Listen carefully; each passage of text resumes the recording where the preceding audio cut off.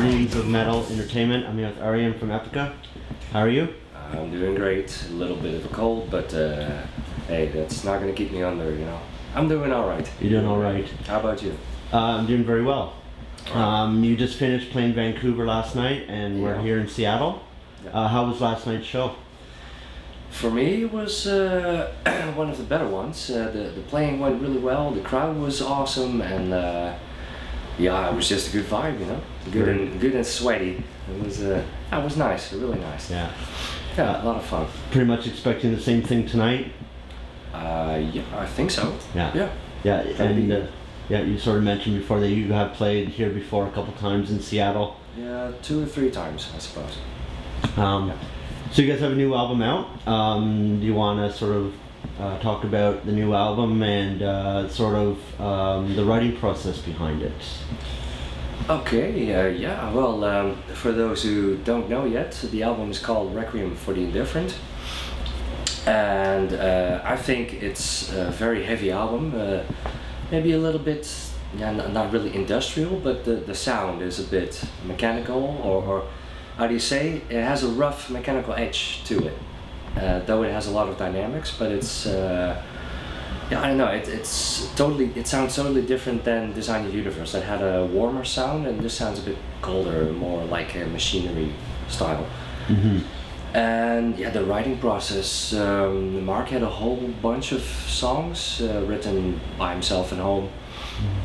Isaac brought in 2 songs, Koen brought in 1 or 2 songs, and yeah, I wrote some riffs, but they were not fitting for the album. They weren't used, but that's all right. The songs, they're pretty heavy, and it's yeah, I think it's really worth listening. You should listen to it when you have the chance. Absolutely. I mean, sort of, you guys have covered on this new album topics of natural disaster and sort of how, you know, the human race is sort of like there's wars and conflicts, and I guess a lot of that is written into this new album. Yeah, it's about, I didn't write the lyrics, but it's pretty much the contents of Epica lyric-wise, and what you know, all the stuff that's been going on. Yeah, it's not getting any better. And, no. And it seems that yeah, there's also a lot of indifference going on, and it's hard to keep track of everything, of course. But yeah, it's, you know, basically things didn't change that much fundamentally. It's still wars. It's still, you know, the how do you say, the human frailties. They're still there. So, and yeah, we talk about it socially, politically. Yeah, anything that has to do with humanity and civilization. Oh. And you know, it might sound negative, the lyrics, but we mean it in a positive way. We just like give it a sort of a description what's going on, and everybody just has to do with it what they want. Give their own interpretation. Exactly. So you guys, I was sort of looking at the cover art and how it was done. Who came up with that sort of concept with the new album? Well, we had an artist called Stefan Heinemann, a German guy. He came with the concept, and we gave some sort of hints, like maybe it has to be, you know, this or that, give him a little bit of direction. But he came up with the whole cover concept and idea, and the result is pretty much full credit to him. And there's yeah, there was this model we used for the face on the cover, and you think she's bald, but she's not. Oh, she's not. Okay. So that's pretty tricky, pretty cool, and yeah, it turned out it fits the music really well because it looks cold. You know, it looks compared to the last song being warm and it whatnot.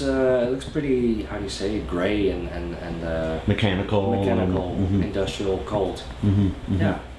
So it's cool. It's a very nice package that you guys have. So, so far, you guys have been on tour. How much do you have left in the tour? And what are your plans after? We still have to tour 2.5 weeks. What day is today? Today is the 11th of November. Okay. Yeah. So then I guess we still have 2 weeks to go. 2 weeks to go. 2 weeks to go. The West Coast, Los Angeles, San Francisco, or the other way around, and then to Phoenix, Arizona, to Texas, and then to Maryland. That's where we're gonna have a last show in Baltimore. Okay. So yeah, that's gonna take 2 weeks, and then we're gonna fly back home, rest a little bit, and then we're going to France or Switzerland first. France for a couple of shows, and then the UK for 5 shows. For 5 shows. Yeah, so that's gonna be with the band Stream of Passion. Okay. And yeah, they're also from Holland. So Okay. and we toured before and worked out really well. Yeah. Really nice. So we're gonna do it again, but then in the UK, and nice. France and Switzerland. Yeah, yeah. So far on this tour, do you have any like interesting stories that you know, sort of like highlights of the tour that sort of stand out? Well, yesterday's border crossing was really awesome. It was great. We all were pretty much drunk. And, we had a great time, and then I guess the customs were like, "Come on, hurry up! We have more stuff to do." So we had a lot of fun. It was for me, it was the best border cross ever. Oh, really? And yeah, apart from that, let me think. New York is always nice to be there, to walk around. Yeah. I first saw the White House in my life. Yeah, it's also okay.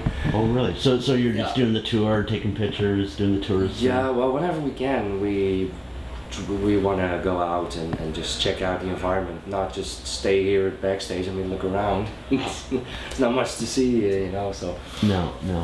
So we prefer, when we get the chance, I mean, we have stuff to do. We have the sound check, we have the meet and greets, interviews every now and then.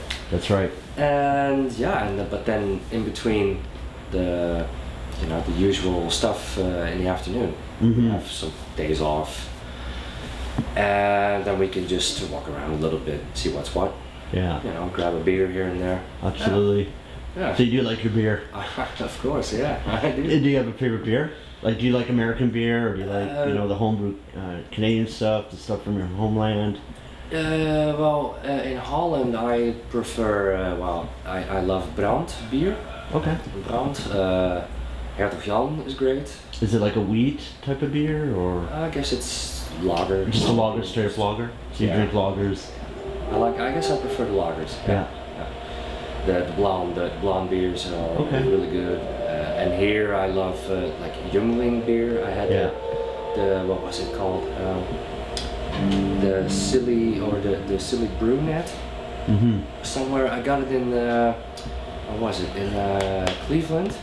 There were a whole list of beers, and I was like, holy shit, you guys have a lot. I want to try this one, this one. I had quite some over there. It was like, but it was good. And I also like the Fat Tire beer, but I guess that's more import, right? Yeah. From Belgium. Yeah. And of course, the regular Buds and Coronas are awesome. Sierra Nevadas, the T312. So yeah. I guess I'm a beer fan. Yeah, Samuel Adams right now has a winter ale. Oh. Actually, no, sorry, it's a winter lager, which is really nice. I'm gonna try that tonight. Yeah, it's dark, but it's it's not too. It tastes like a lager. It's not too heavy. Good. So, there was a you guys did a guest appearance on a Dutch show a few months back, and it was sort of like a charity thing. What was it called? It was Niks te Gek. Yeah, can you? That was on TV. Yeah. I was going through my notes and like, I wanted to sort of bring that up. Well, it's a TV program. Okay. And it's got to do with people with, let's say, a mental disability. Yeah. But who still have some talents, but they never get the chance to display them or to work with their talents, to do something with it.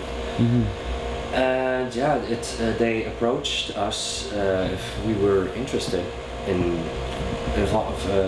participating in a project, and that was great. It was really great. That guy, he was like an autist, a very busy guy, a lot of real busy in his head, but yeah, really a sweet fella, really nice. And he plays piano pretty well, and he composed a song of himself. He called it, what's the name again? Stairway to Heaven. He wrote it. He called it. And, okay. And it's of Forevermore. I don't know. I guess they changed it in Forevermore. I can't remember. Yeah.